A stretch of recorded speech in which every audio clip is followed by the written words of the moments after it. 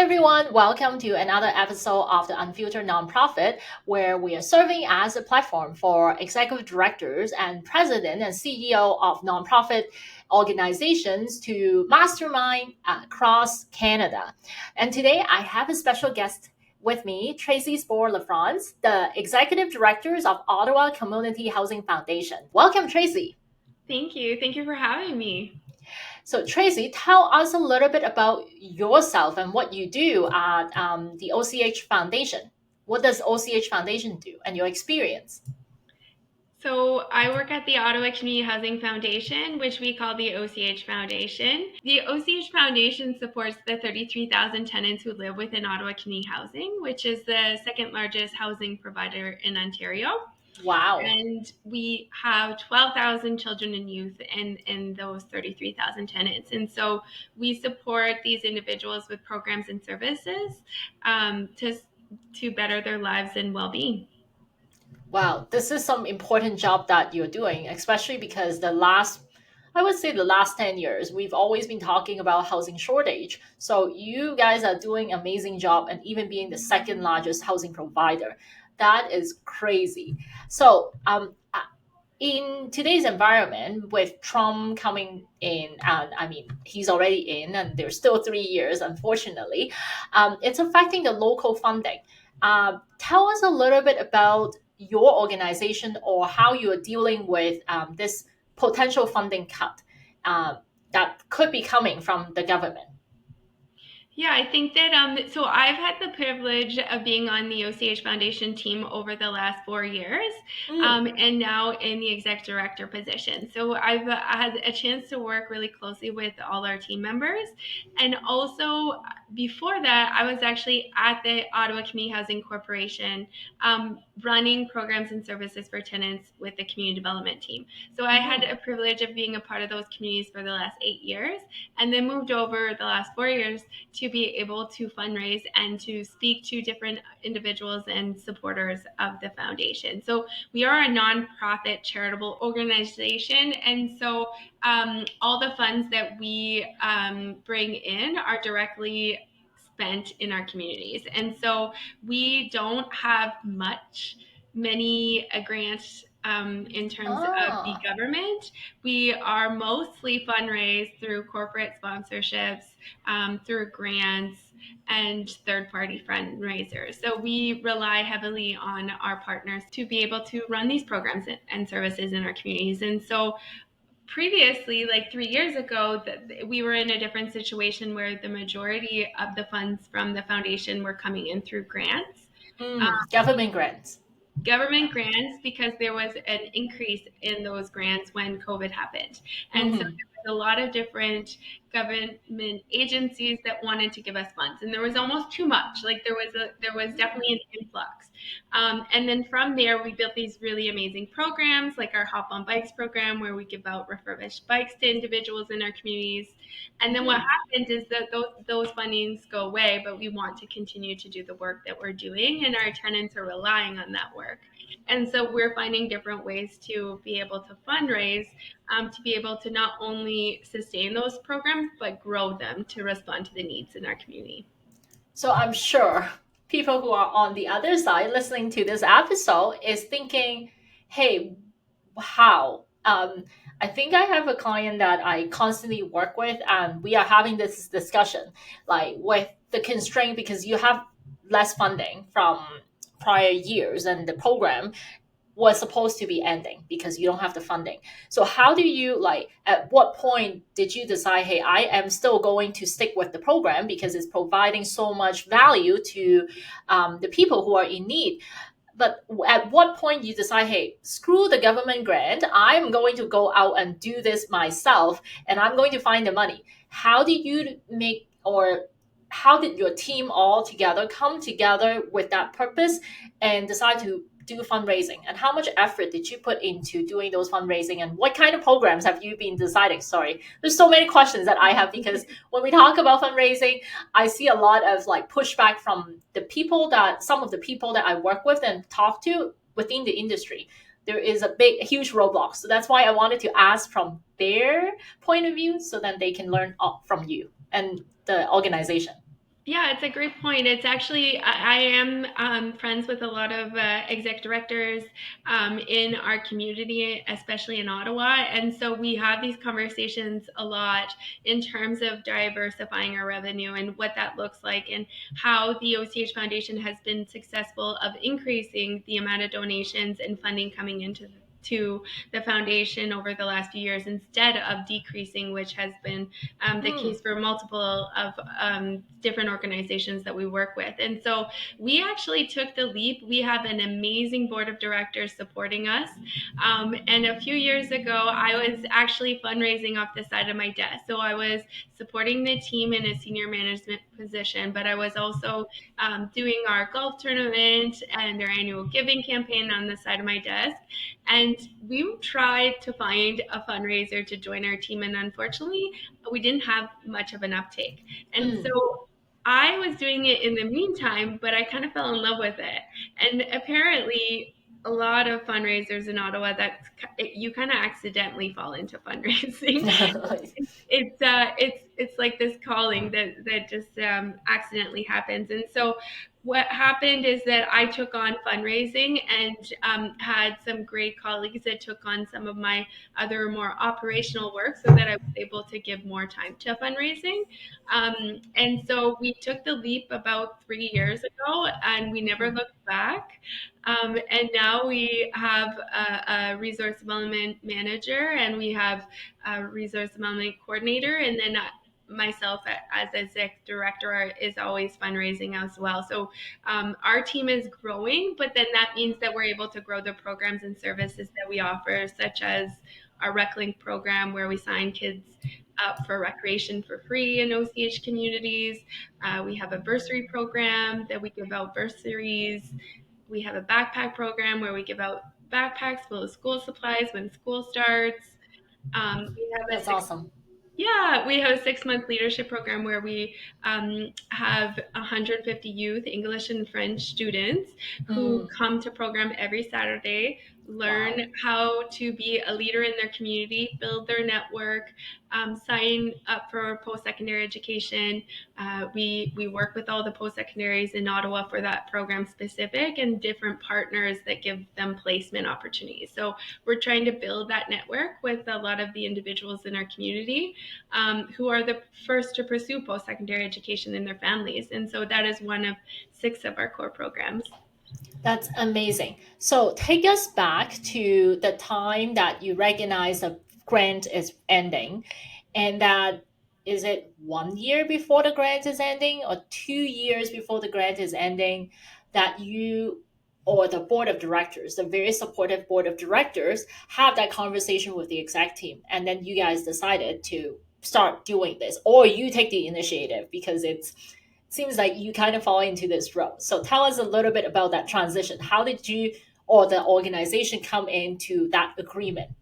I think that we had some really great honest conversations around the Mm, grants and where things are going, and we do make really conservative decisions here at the foundation. We're very mm, conscious that people are getting us their funds to be able to spend them wisely, and that is why we try our best to use subsidies and different grants and different mm, fundraising opportunities to make that dollar go even further. So for every dollar that someone gives us, we turn that into $4 or sorry, $3 of programming.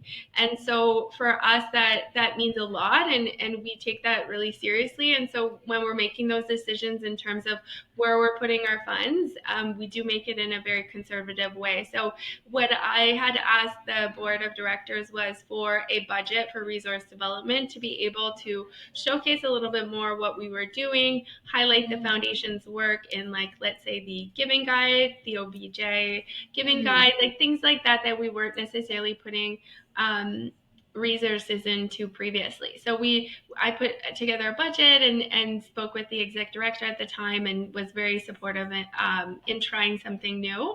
And from there, we've grown and have really hopefully made a really good name for ourselves and are continuing to have those conversations with different people in Ottawa and leaders to make sure that they know about the foundation and the important work we're doing. 100%, because that when you are doing when you're sharing the story of like spending $1, but you're really getting $3 of result, that is amazing. Now, before I get into how you create that three times of the impact, um, tell us how you start with the fundraising, because I presume that at the time when you fall into this role, you didn't have your designation or any formal education in fundraising at the time. So how did you get to where you are, which is more than double of your fundraising from, sorry, more than double of your revenue from 3 years ago? Yeah, that's a great question. So I feel like I tell my husband this all the time, and he probably really doesn't appreciate it, but like I'm all in. When I do something, I like to do it well. And so I had shared that with the board and the exec director at the time that, I was going to put all my resources into this opportunity and to do it really well. So one of the first things I actually did when we decided to move from more so the senior manager of programs and operations to partnership and innovation and resource development, I actually jumped into I applied to be a part of the Association of Fundraising Professionals board of Ottawa, and so I had some really great conversations with different fundraising leaders in our community, and I was like, if I'm going to be a part of this community, like I need to build our reputation and to have those connections. And sometimes it's really nice to speak to someone that really understands what you're dealing with in terms of fundraising or challenges or just balancing everything in terms of work-life balance. And so I was a part of the AFP Ottawa over the last 2 years, and I would say that they have given me connections and resources and opportunities that I really am grateful for. And so it's giving back to the profession as well by being a part of the board and giving our time and our resources. But I feel like I got so much out of that opportunity as well. And so I'm actually at the end of December leaving my position at AFP Ottawa, but Annie, who took over my position as the manager of partnership and innovation, will be stepping in to AFP Ottawa. So they've been a really big part of that success. Also, like going out there and networking has been a huge help for us. So every time that we get invited to something, a gala, an event, a business event, things like that, I'll go out and I'll speak to individuals who might have not known about the OCH Foundation, and continue to build that reputation and that awareness. And the more people that know about what we're doing here at the OCH Foundation, the more people want to be involved. And so I'm very grateful for all those yeses and that openness from the community, because the success is really coming from there. So, if I were to summarize all that I'm understanding and hearing from you, is that you first convince the board that there's a need, which I mean the numbers really show it anyway. So if you look at 3 years from now, like it will show clearly, and then you prepare the budget and the list of things that you want to do. And then you also join AFP, which is an organization that supports all the professional fundraisers, and also learn and practice within that network and learn from them and get a lot of connections through that network. And ultimately attend as much events as possible to spread the name and raise awareness to the community, to the organization, and to the work that you guys are doing. And I'm sure it's relatable because housing has been a big topic for the last 10 years. And we're lucky about that, right? Because it is something that is front of mind, and the perception sometimes, and it's something that I'm working really hard to bring awareness to, is that the foundation is not a foundation that is fundraising for housing. We're actually fundraising for the individuals who already live within Ottawa Community Housing. So we are supporting them the individuals who live here and not necessarily fundraising for housing. And so that is a misperception sometimes. I remember being at a gala or like an event about 3 or 4 years ago, and I went up to one of the exec directors of a nonprofit in Ottawa, and I introduced myself and I said, "Hi, I'm Traci. I'm from the Ottawa Community Housing Foundation." And he was well known in the community and had been a part of that foundation for a really long time. And he said, "I didn't even know OCH had a foundation." And so for me, that was like my moment, which I'll never forget, just like almost like a turning point. But I was like, if I'm going to share with one person at a time about the work that we're doing at the foundation, like I want more and more people to know.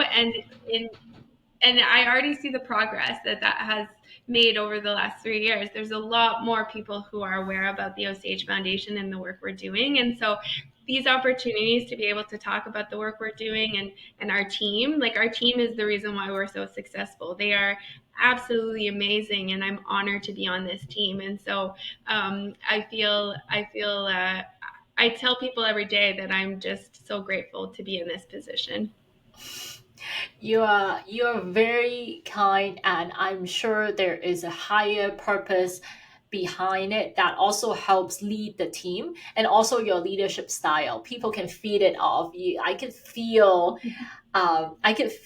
the gratitude coming out from you and how you lead, and it makes people who work around you very comfortable, and they know why their work is being appreciated. So good for I think you. that's really important. And I think that like I want to show up as a leader that like I want to show up in a way that I would want my leader to show up in terms of that. And so being in a supportive environment, like our board of directors, our chair, like they're always open and we're able to have those conversations. And so I want to be a welcome, like open door policy with my team. And as we grow, I think that it'll be more and more important to have that opportunity to connect with the team members on different aspects. And we debrief about all our programs every year, and we do a retreat, and we talk about like what we can improve and what went really well that year. And so there's a lot of staff that we actually built this team. And so 3-4 years ago, sorry, when I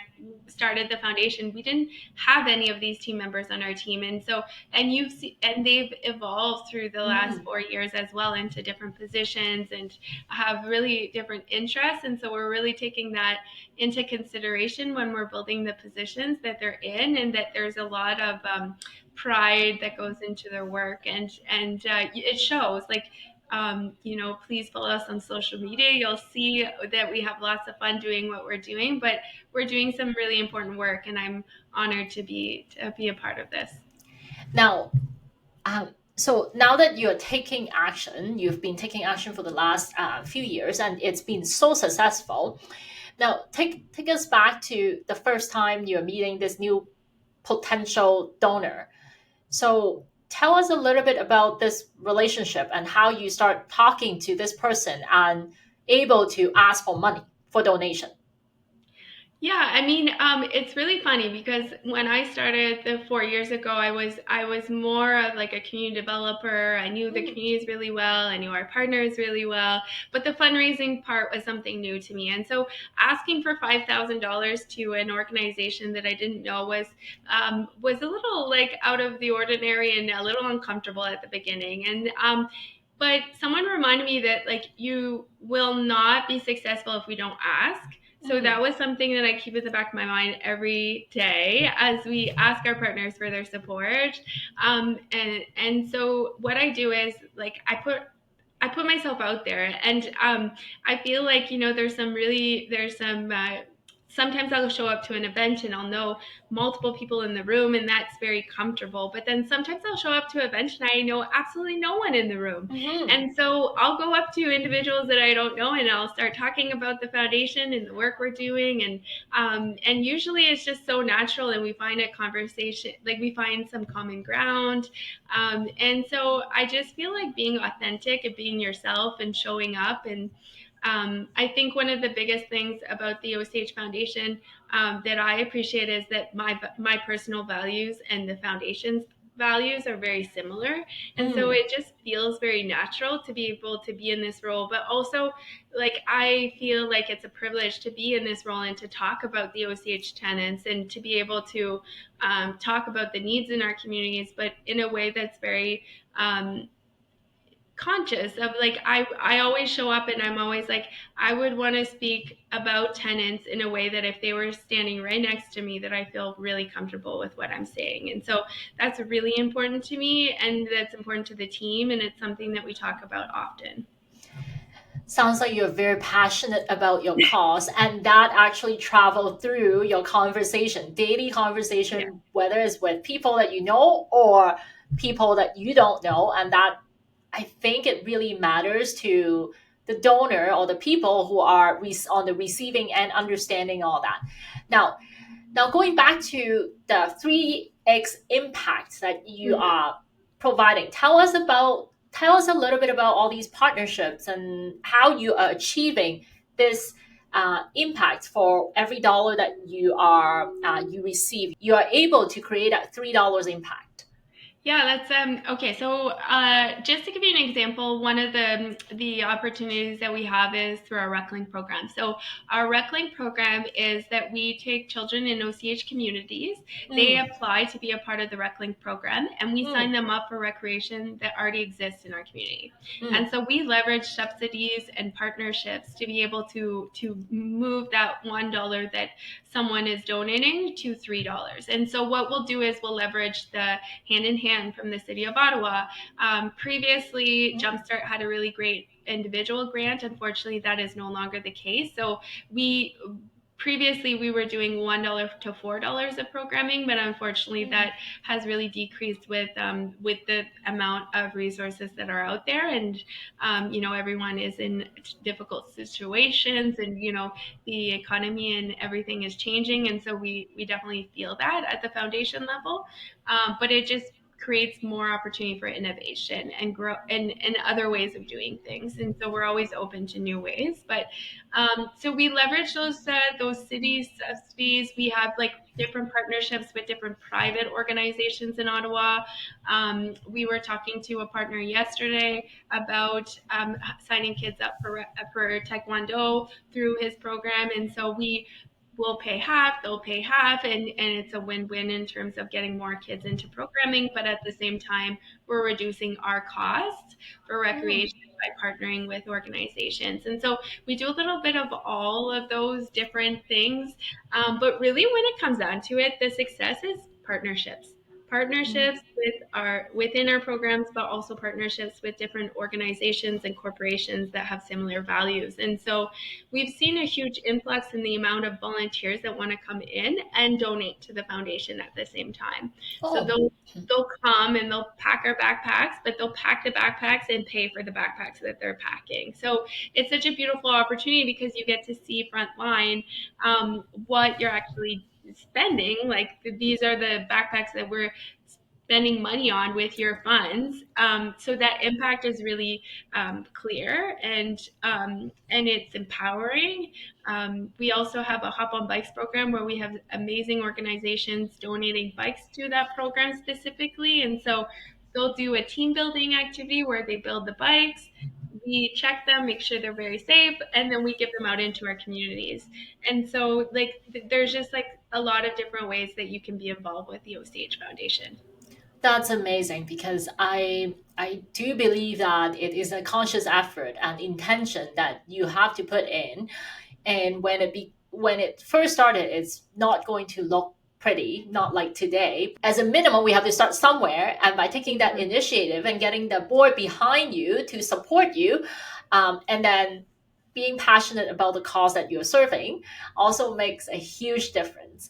And I really appreciate all these examples of how you creatively form these partnerships and form the partnership with the community of the recreational activity provider, or even other organization providing some grants or money, and also doing this corporate event, giving that experience of people serving, doing something for the organization, and also involving donor in the volunteer experience.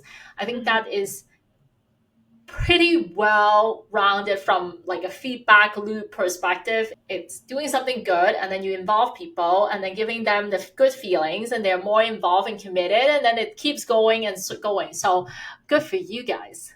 Yeah, and I think that like those partnerships that we started 4 years ago are so strong now, and we continue to build those partnerships and steward them. And I think that that's really where the success comes from as well. So it's not, and it's. I just want to be really clear that it's not just me. It's this amazing team that I work with that work with every day to be able to bring these services and programs to our community. And so we actually have when people think about foundation, they often think about there's this is a group of fundraisers, and so but most of my team members are actually running the programs in our communities. And so Lindsay and her team in the program side are taking the funds that we're able to fundraise, and they go directly back into our communities. And so right now we're actually talking to different organizations that want to fund some holiday meals, and then we're going back out and we're signing those individuals up to volunteer and also donate towards those meals in our community, which mean a lot to our community members who might not be able to get a holiday meal otherwise. And so these are these opportunities where it could be a win-win situation. I just love it. I love the creativity and the willingness to do different things and be flexible to meet the like the need of the donor and volunteer, and how to get everybody engaged, and then also keeping in mind that the goal is to serve the community and getting them involved. I love that. So now, before I let you go, I got to ask you a question about leading with purpose and balance as well. I understand that you also have two young kids just like me, and you're running this organization, and you are the driving force of fundraising. And yes, you have a strong team, but everyone gets burned out in the nonprofit sector because they tend to take on way more than they can really take on. So walk us through how you lead with that purpose. How do you balance your life and be a good mom as well as be a good leader? I think this is something ever since I had children, I found really important to be able to implement. And so I actually, exercising is my number one way that I keep healthy mentally and physically. And so I kind of have a non-negotiable with myself where I exercise 4 times a week. And so that could be Awesome. anytime, anywhere. It could be any of the different exercise. It could be walking, it could be weight training, it could be showing up to a class, but I just kind of promise myself that and follow through on it. So that is a one big piece where I feel like that's a non-negotiable. Also, I try to take my lunches as much as possible, and that's usually when I do work out because it's my me time. And so my kids aren't home, my husband might be at work, and so it's just the time where I get to reconnect with myself. And which is really hard sometimes, like with a kid. Like I have a 6-year-old and a 9-year-old at home, and we have hockey and gymnastics, and my husband's a paramedic, and so there's just a lot going on here. But like I think that it's just continuing to ask yourself what's really important and making sure that you make time for those individuals who are important to you and be able to say no sometimes. I think that that's hard as leaders sometimes, but asking for help, saying no, is really important. And I try to lead with the intention of making sure that my team has permission to have a work-life balance. I think that that's really important. I love the individuals I work with, and so I want them around for a real long time. And so I just really try to encourage and lead by example, and really ask myself, does this have to be done right now? Can it be done later? And just try to balance that as much as possible. And some weeks I'm more successful at it than others, but I just feel like that work-life balance is really important, and it's something that is always in the back of my mind. 100%. But like having that commitment to prioritize your own need, exercise, show up for yourself, also come through as a leader. I always believe that people who show up for themselves carry more confidence around them rather than those who don't show up promised themselves to maybe lose 10 pounds at the beginning of the year, but didn't do anything to try.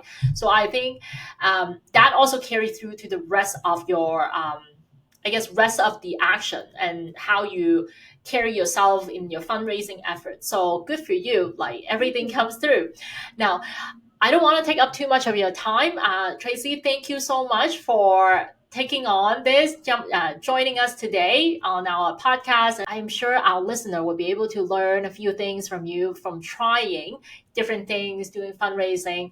And if there is anyone who wants to reach out to you, you are on LinkedIn and also on the Ottawa Community Housing Foundation's website. Exactly. Thank you so much for this opportunity. Thank you. As we wrap up, I want to share a bit more about what we do at Otis Financial Solutions. For the past 18 years, Otis Financial Solutions has been dedicated to enhancing the financial management and strategic planning capabilities of hundreds of associations and nonprofits across Canada. Our extensive experience has enabled us to deliver tailored financial solutions that drive growth and enhance sustainability for nonprofits and associations. If you are interested in learning more about how Otis Financial Solutions can support your organization, I would love to offer you a no obligation 20-minute call. Let's discuss your unique challenges and explore how we would be able to help you achieve your goals.